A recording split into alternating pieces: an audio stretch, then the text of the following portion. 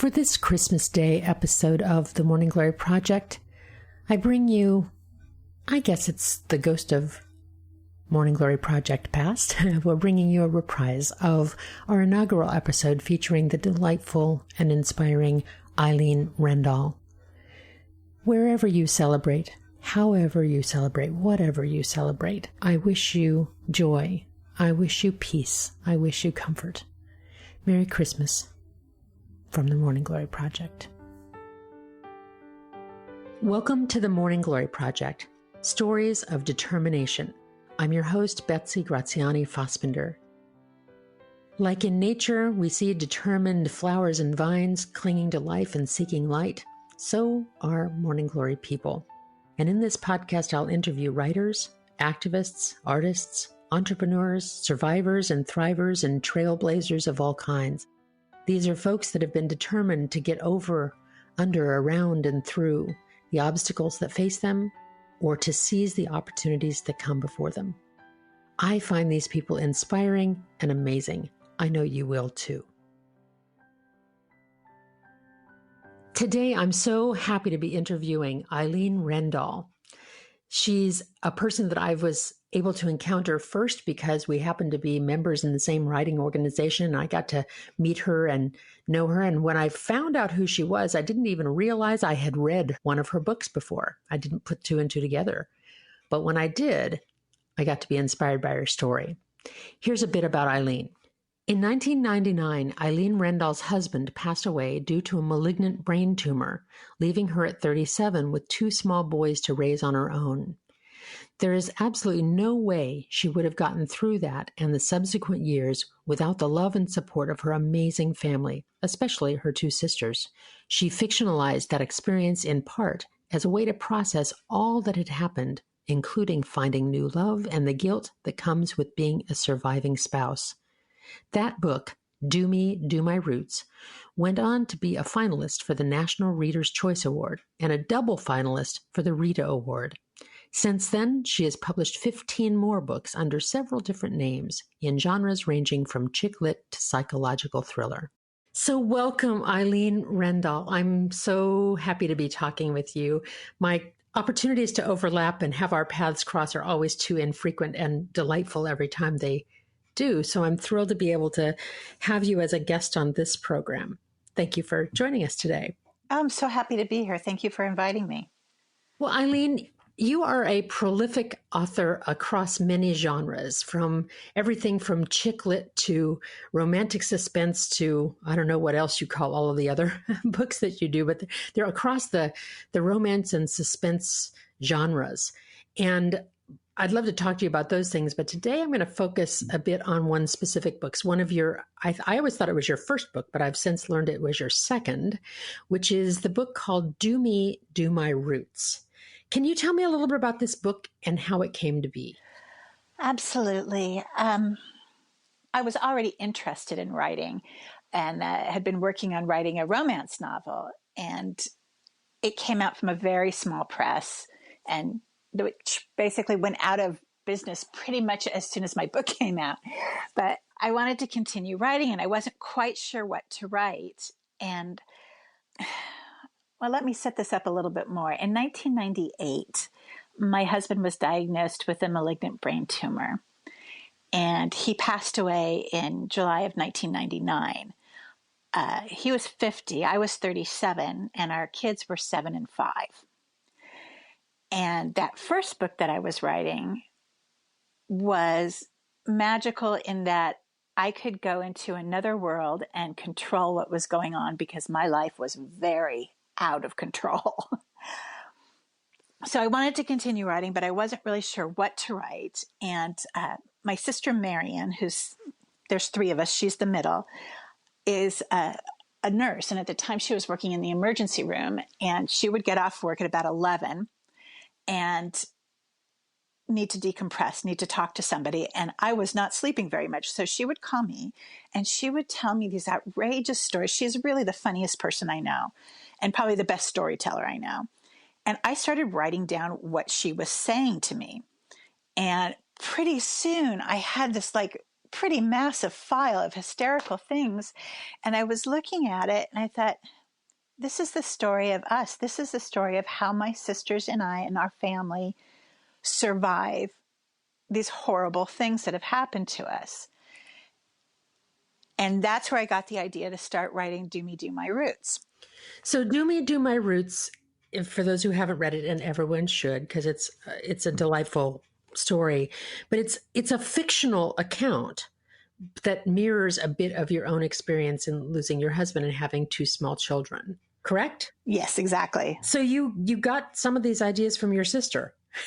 I didn't know that. Oh my gosh. Well, because I mean, the whole thing is really about the three of us in a lot of ways.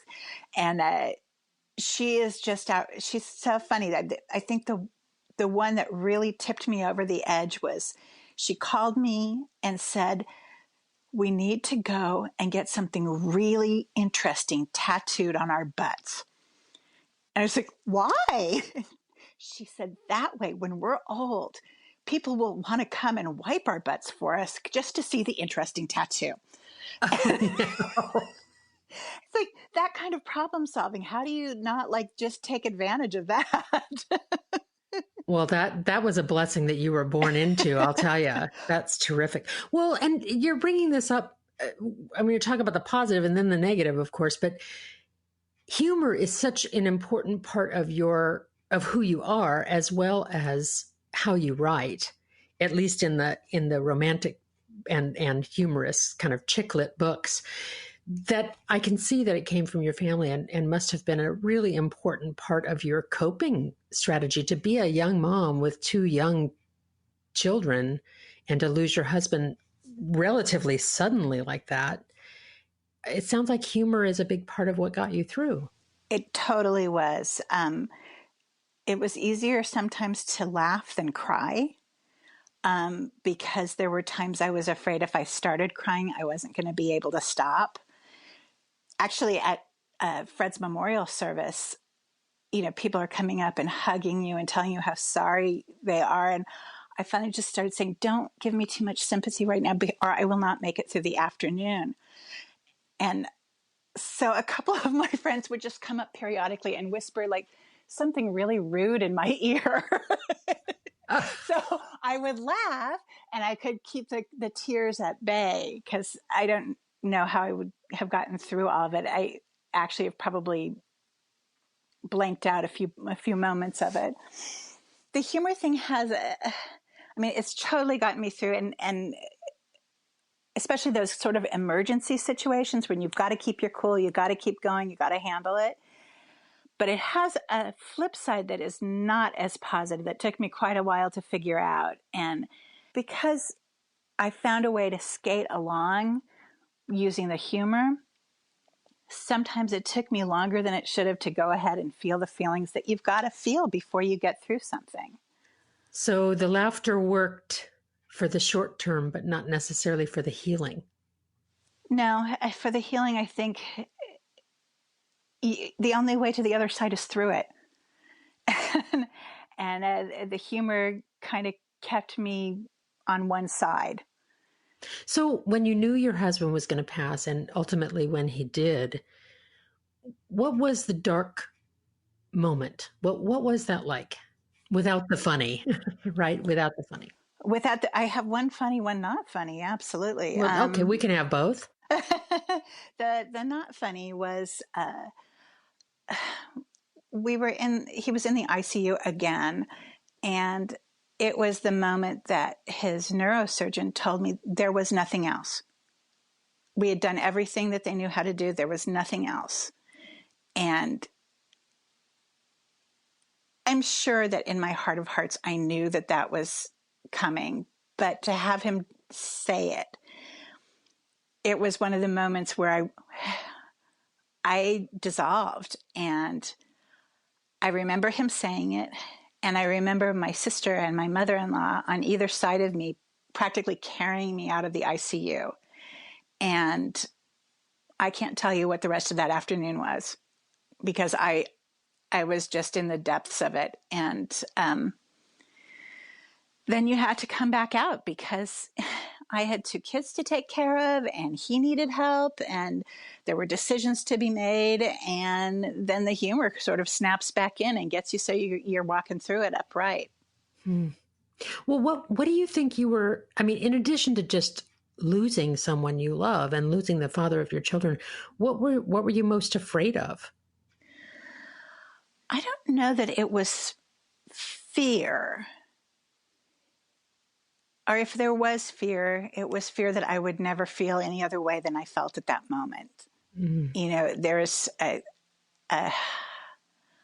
sensation in your chest. I don't know how else to describe it. That just, I woke up with it every day and went to sleep with it every night. And there was a period of time where I just thought, well, this is my new normal. This is how I live.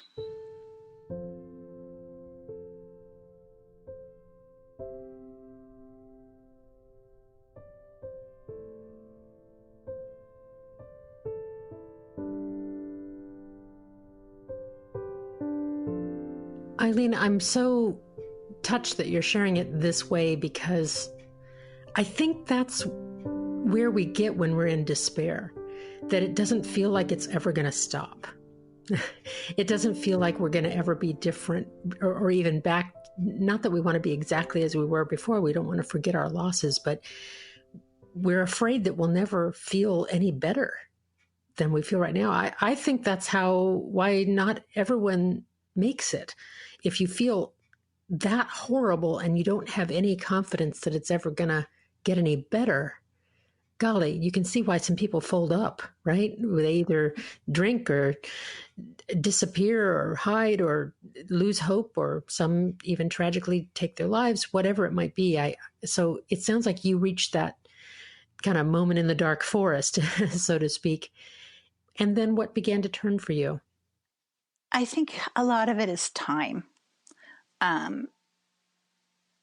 Because it just, you have to give it time to get through it, to get to lighten some.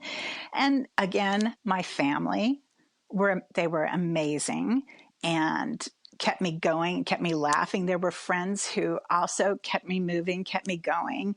And, and I eventually started a new relationship, which is actually also part of the whole, part of Do Me, Do My Roots, because I felt a lot of guilt about moving on that way. And I needed to process that as well. So it sounds as though the writing of the book was part of your reparative process too.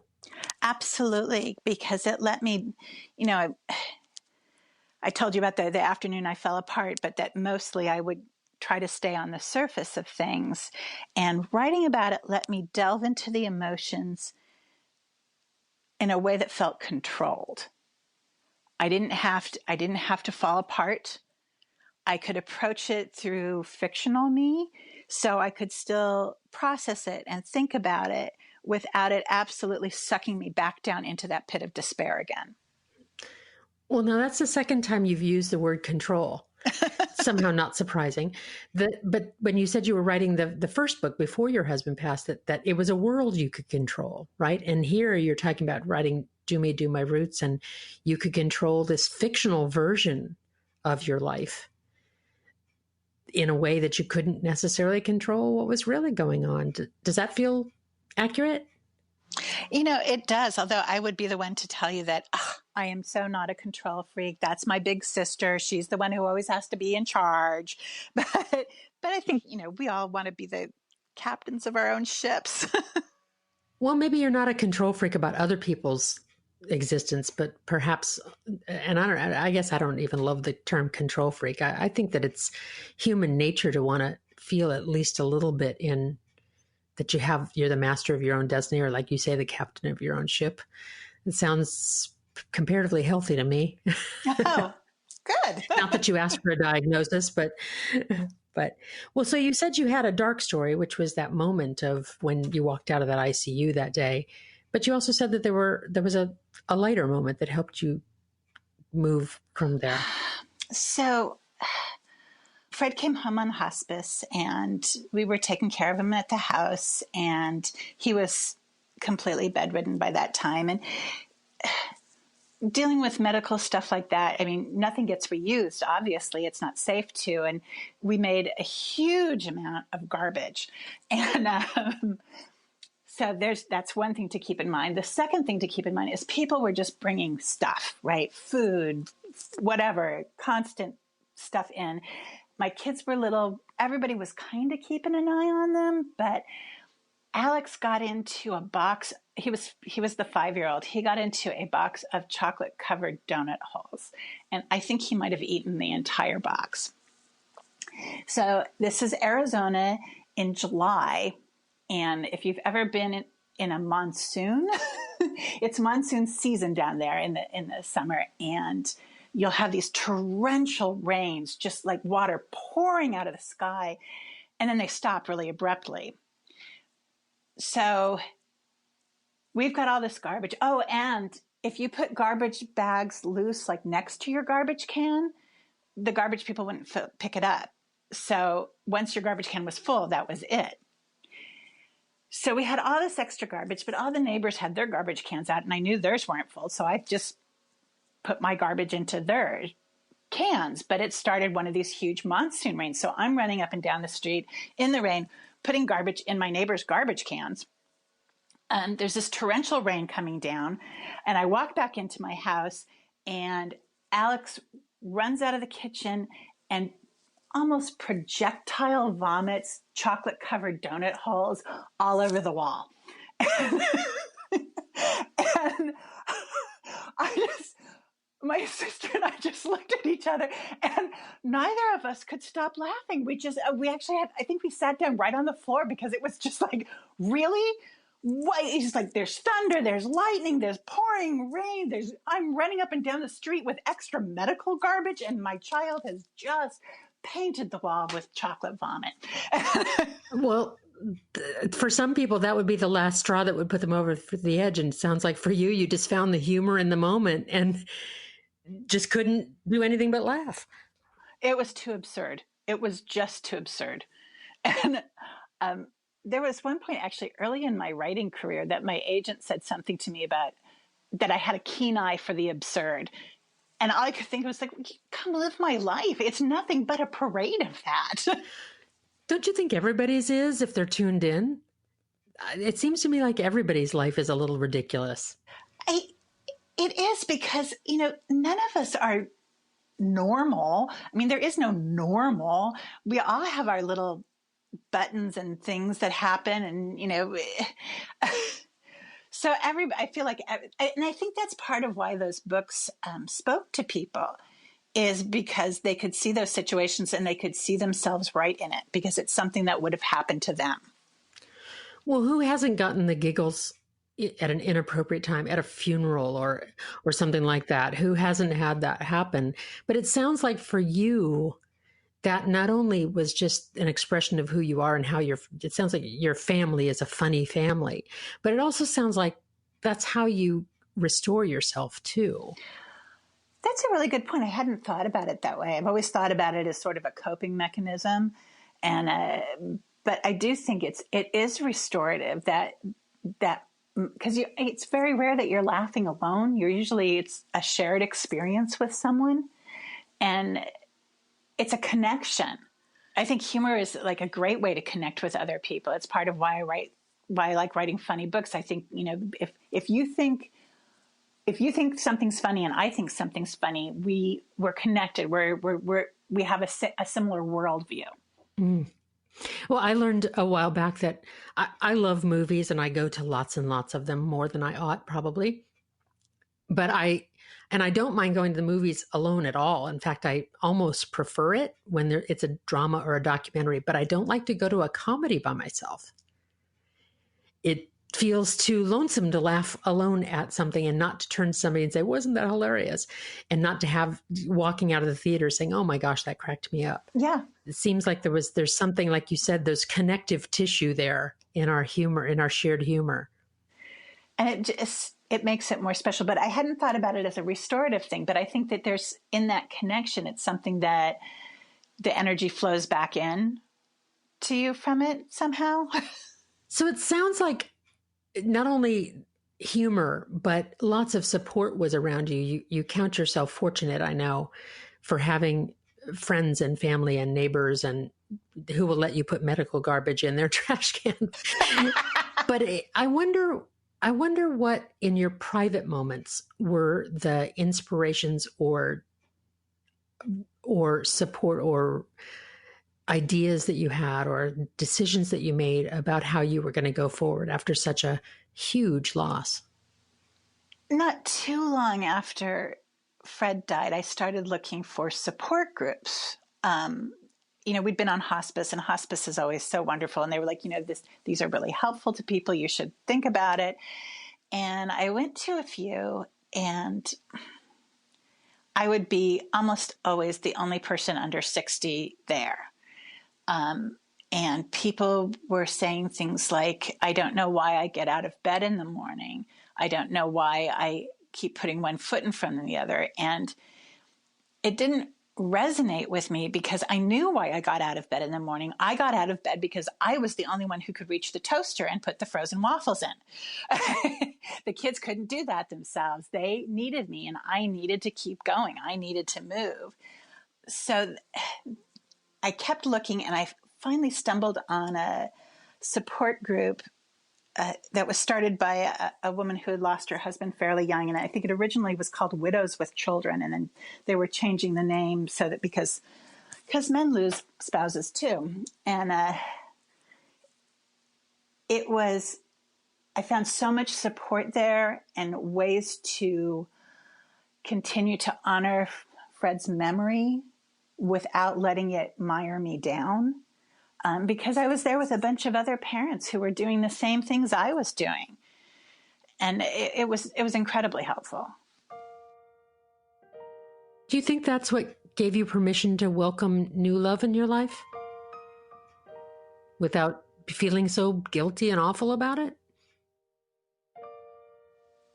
One of the funny things, or maybe not so funny, I could not believe the number of people who were just waiting to fix me up with somebody.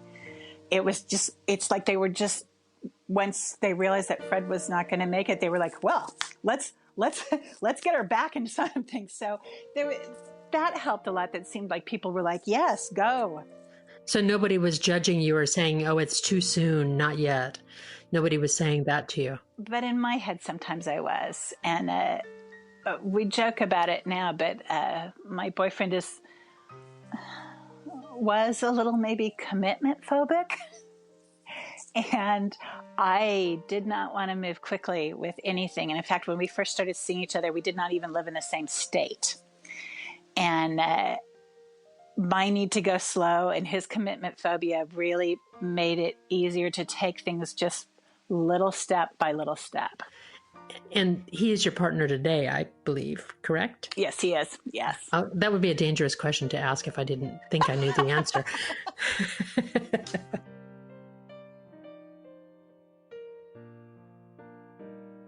Does that seem like forever ago or yesterday? It seems like yesterday, but it also seems a bit like a dream. Like I'm watching it from outside.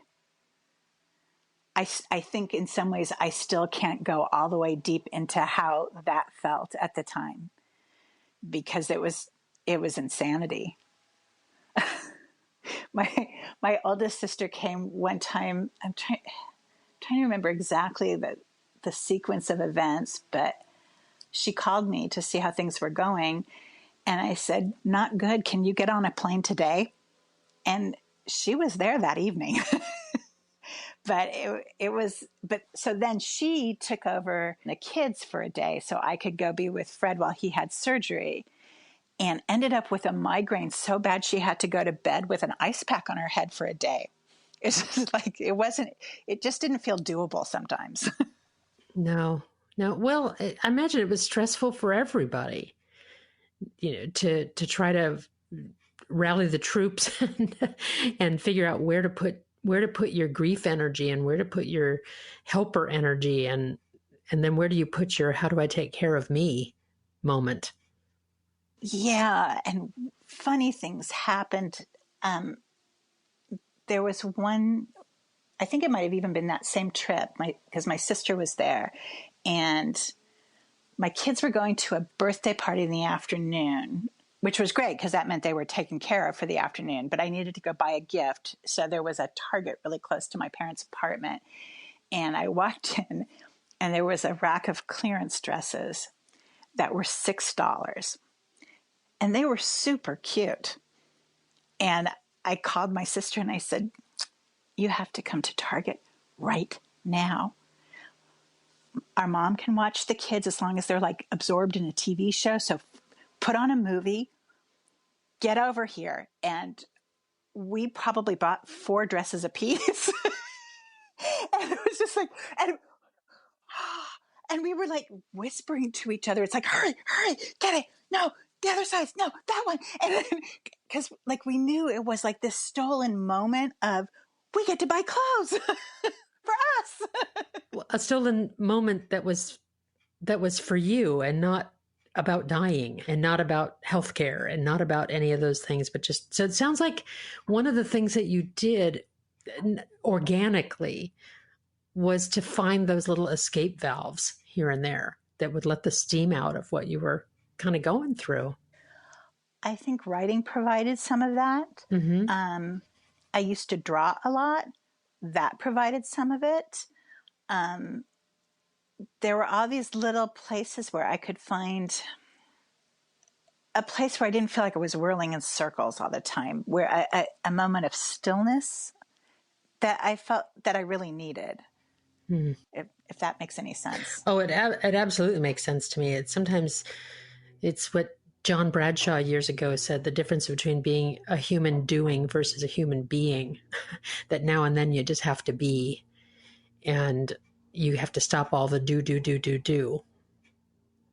that distracts us from who we are and from what we're going through and from the genuine emotions that we're dealing with. So, Eileen, I have one last question or two, and that is, I'm curious about the choice of fictionalizing your story. And I know that there are some things in this book that are just imagined, of course, but I'm curious about why you chose to do this as a book of fiction and not as a memoir. I think doing it as a fictional story, well, it gives you license to make it work out any way you want, but which is always nice. But I think it provided that little bit of distance for me, just that little piece that I can, that protected me, so I could still process it and feel it without going completely down into that old pit. It sounds like the book was your therapist. I really felt like it was. I really did. Even at the time, I knew that I was processing a lot of stuff. And in fact, I don't think I totally knew what the book was about till I got near the end of it. And I was, mapping out these journeys for the 3 sisters, and, this sister was going to learn this and that sister was going to learn this, but the character who was based on me, what did she learn? And at first I was just, she's putting her life back together. What else does she have to learn? She's learning to live without her husband. And then I realized that a lot of it had to do with finding love again and the complicated feelings that brought up. And I'll be honest, I'm not sure that I'm totally done dealing with those. We watched a TV show the other night called The Unicorn. And it's about a man whose wife dies and he has kids and his friends want him to start dating again. And it's a sitcom. It's kind of cute and goofy and funny with, a few moments of poignancy. And we watched the pilot and I thought, oh, I'm going to really like this. And I got to the end of it and I'm like, I can't do this. I can't watch this show. It feels too on the nose for me. And I can't handle it. Wow. So perhaps because it was a sitcom, which sounds like your family is a bit of a sitcom, right? No. So it was just a little too close to home. Yeah, a little too close to home. Absolutely. And I can't watch. I am terrible about any book or movie or TV show with a brain tumor in it, because either it completely mirrors my experience and I am undone, or it's not my experience and I'm irritated that they've gotten it all wrong. So it's like, oh, it's a brain tumor book, I can't read it. Well, but that's also is a bit of self-care too, of saying, you know what, I don't have to watch movies that have brain tumor stories in them. I don't have to suffer this. It sounds like you've dealt with lots and lots of this, but you don't have to pick the scabs off of it every single day by watching the things that are painful and awful all the time. Exactly. And that's exactly what it felt like to watch that sitcom. I mean, it was, I don't know, I thought it was pretty well done. And I just like, no, it feels like you're just picking a scab off. Absolutely. Yeah. Well, now one last thing, and that is that I know that you're prolific and you've crossed genres into more murderous kinds of things. And I also want to say too, I've used the word chick lit when I described Do Me, Do My Roots, and that's sort of how these books were described at one time. But I have to say that yours stands out because it's written in that kind of fluffy rom-com kind of style, but it's written also with substance and poignancy, and it's really beautifully written too. So it's slighted by the title of the genre. So my apologies for that. It's really just a book that is accessible in commercial fiction, but that is well written and talks about grief as well, which is a rare thing in that genre. And I want to congratulate you for that. Oh, thank you. You're welcome. So you've turned to more murderous kinds of stories now. Can you say a little bit about what you write now? And sometimes I don't even know what to say. I have been writing cozy mysteries, which are super fun to write. And the tone is very similar to the chick. The term chicklet never really bothered me that much. I suppose it probably should. But the cozies have a similar tone and a similar feel. And I recently started working with a PR firm, and they were looking at all these books and saying, you've got to find some kind of unifying message. There's got to be something here that brings the chick lit and the urban fantasy and the psychological suspense and that brings it all together. And after a while of brainstorming, we realized that all of my books are basically about a woman whose life has completely fallen apart and she is putting it back together.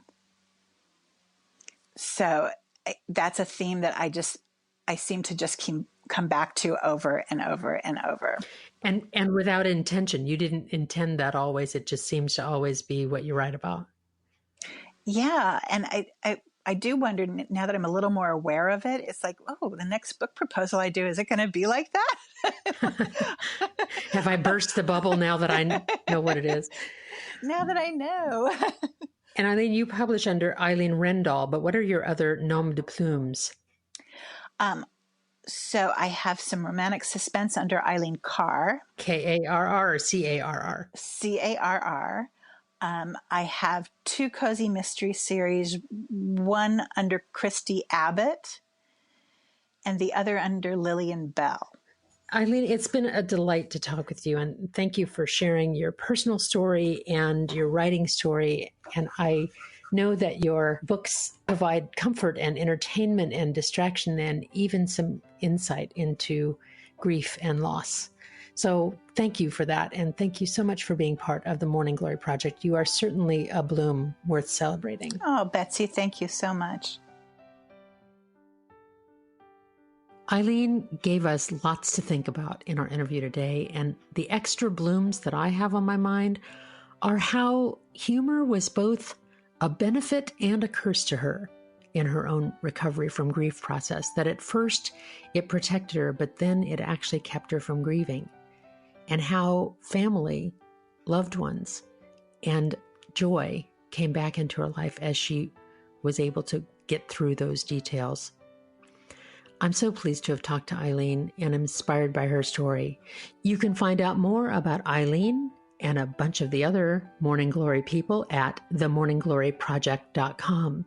If you've enjoyed listening to this episode of The Morning Glory Project, do us a favor, subscribe to the others. I know that you'll find the other stories equally as inspiring. And if you're so inclined, go on to the places where you subscribe to podcasts and give us a like or a positive review. It sure helps us get heard. Thanks for listening. Bye.